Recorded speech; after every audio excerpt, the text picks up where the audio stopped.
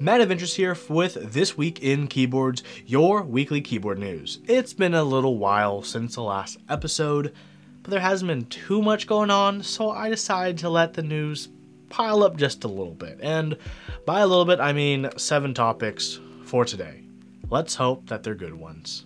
Speaking of good ones, I have a good sponsor for this episode, which is Dixie Mac. Over on Dixie Mac, they're running GMK 9009 Round 3. The set is on its impressive 3rd round, and it's never been a better time to grab a 9009 set than it is right now.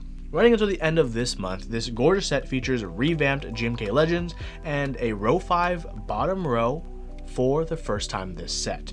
Grab a set today through my affiliate link in the link down below. Now let's get with the news. Okay, let's start off with a cat set this week. Cat is a profile I'm definitely welcome to seeing more of, just like I am quite welcome to Milkshake. So that works out because our first topic this week is Cat Milkshake, which is designed by Beep and currently running on Novel Keys. Like I said, I'm always excited to see more cat sets since I think cat profile is really nice under your fingertips, and so far the best high pro profile you can get for MX switches. A nice nifty addition to this group buy will be the Cat Row 1 profile keycap from Ralma.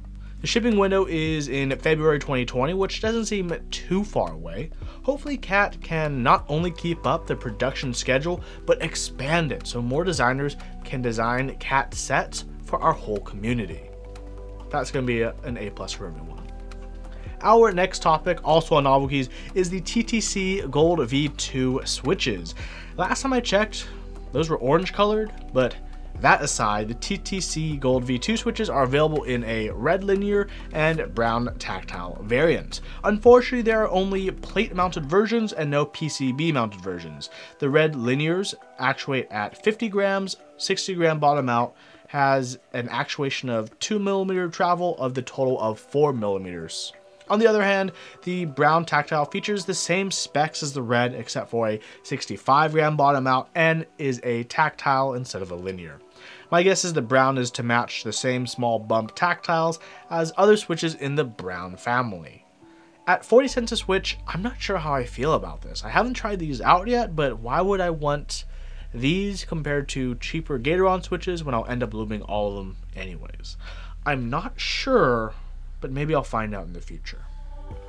Okay, let's talk about a keyboard, the Bocc by Senro. This is a 65% board with a macro pad on the left side of the board. The Bocc features a 7-degree typing angle, will be made of 6063 aluminum, feature a brass bottom weight, a sidebar weight of brass, an aluminum plate, and a GMK compatible PCB.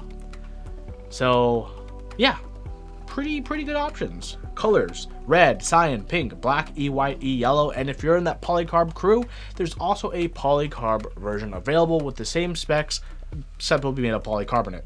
Duh. The price for these boards are $300 plus shipping, with extra pricing if you want to get, hot swappable PCB, different plate material options, and yeah, not bad for the pricing. It looks like all the SE versions, the special versions, are accounted for, and for those who are curious, that would be the all brass version, and those were sold via a Victory auction. Wowee, must have fetched a pretty penny. The group buy for the standard and polycarbonate version will be running until the 27th of this month.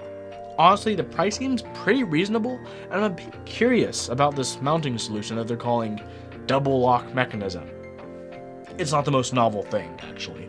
Here's how it works. It's a top mount and a tray mount in one. Yep, the plate mounts to the top of the case, PCB mounts to the bottom of the case. They claim this is to help solve reverberation sounds from top-mounted keyboards.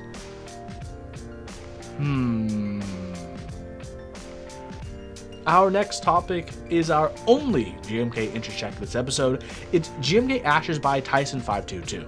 Inspired by dark gray and reds, this set started as an inverted GMK Honeywell before eventually settling with the current look for the set. Wow, what is the current look for the set? We have RAL and Pantone colors pretty much set in stone, but okay, there's these two renders right here. And were they done by different people or different sets? I mean, one is claimed to be done on a dark background, the other is claimed to be done on a light background, but let's put them side by side, and straight up it's a different set with different colors. This is I don't think this is a optical illusion or anything crazy.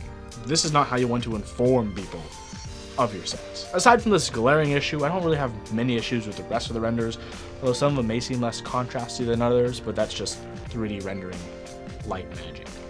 I think a lot of people are moving toward pairing high contrast colors with drabber colors like gray to make it work, so I'm curious to see how this set will develop as a pretty muted style set. Honeywell was a popular GMK set, and this could work in taking that same spirit forward in an alternate path. Moving on to drop, the MelG MG Ember keycaps are running. These ABS Double Shot High Pro keycaps are in the new MG profile. According to Mooney Chang of Melgeek, these keycaps are as thick as SPSA, but feature a larger surface area up top. The MG Row 1 does surprisingly look like SA Row 1, but there's a larger surface area up top. And while it's not as big as MDA for the surface area, it is, I think, slightly bigger. The scoop for MG does seem similar to SA, but maybe a tiny bit deeper dished. There are two base kits this run, the Dawn kit and the Dusk kit, which are both running for a reasonable $90. If you want to add the Lamp kit, you'll get some spacebar and arrow key accents for $10. MG Ember looks like it'll ship around January 27th, 2020, which doesn't seem terribly long of a time to tool up and produce new double shot ABS keycaps in a new profile. While I'm not the biggest fan of this colorway, I'm excited to see a new keycap profile in our community. Hopefully they don't have a rough start. Next up is a group buy that has already happened, but it's worth talking about. It's the HBCP from Heinebusch that just ran on Sunday the 8th. The board was available in aluminum, polycarbonate without a weight, and polycarbonate with a weight. The prices of these were $500, $475, and $500 respectively. The PCB is, of course, a quality Heinebusch PCB that actually features both MX and Alps footprints, allowing you to build this board in the switch flavor you prefer. All boards come with a universal MX brass plate, but for some extra moolah, you can grab an FR4 full or half plate in MX or Alps variants, as well as an Alps aluminum plates. So, cool options. There were 65 aluminum boards, 35 polycarbonate boards available for the group buy. The 35 polycarbonate boards were sold out in 1 minute, 9 seconds, which is a testament to the fact that the polycarb gang is going strong. On the other hand, the 65 aluminum spots, 55 were filled in about an hour, and the remaining 10 were filled throughout the rest of the day. Now that all is said and done, all we can do is twiddle our thumbs and hope nothing goes wrong. Fun notes: there's going to be a daughter board that puts the USB port right above the indicator lights, which share that same daughter board. This is a keyboard that I was lucky enough to get in on, and I'm definitely going to be looking forward to building up on this channel. Yay. Last up in the news doc is an interesting topic, GMK Rocket. This is a set that ran by Project Keyboards until it didn't. The other day the group buy was taken down and, well, it failed. Definitely a rough spot in our transition to a post-MOQ world. But let's investigate this, because they were 1/3 their way to make an MOQ and only 1/3 the time of the group buy run has passed. On Keep Talk, I did a post with my own thoughts labeled Constructive Thoughts, GMK Rocket, a failure to launch. Link down below. Essentially, I think the main point of failure here is a lack of marketing before launch. These days, you really have to hype people up for a set with multiple posts on Instagram, Reddit, Geekhack, and Discord before and during the actual run. Opinions on set colors aside, I think the lack of awareness was the biggest fault of this set. I had a chance to talk with Rise of Project Keyboard, who had this statement on the matter. Quotes, "This set, being created near my entrance to this hobby, was a good reflection of my flawed mindset of trying to be too different, which ended up cheapening the whole experience for the community," is shifting towards.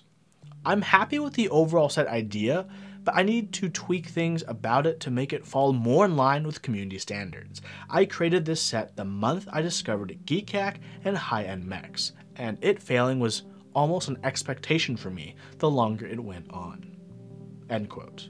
I think it's good that Rise can look inward, and from talking with Rise, lessons were definitely learned in order to do future key sets more successfully. If you're ever going to run a set in the future, I think you should not only talk with people who've run successful sets, but people who've learned their lesson from their failures. If you have more you want to add, feel free to check out the Keeb Talk topic and put your thoughts in that thread. That's it for this week in keyboards. I hope you all enjoyed. Don't forget to check out Dixie Mac through my affiliate link in the link down below. Consider liking and subscribing, ring that bell, etc. if you want to see more keyboard video content. Thank you everyone so much for watching, especially all my Patreon supporters who definitely help this channel run. I'll see you all in the next video.